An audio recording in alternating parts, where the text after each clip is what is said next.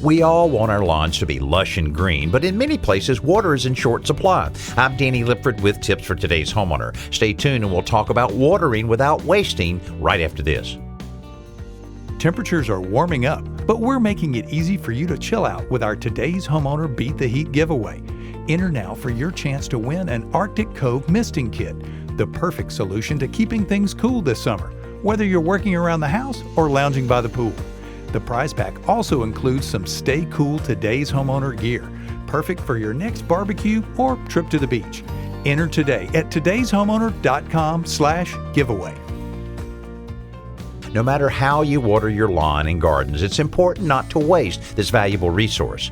Whether you control the sprinklers manually or have a timer, be sure they run just long enough to dampen the area. If you have water running off your lawn, you're running them too long.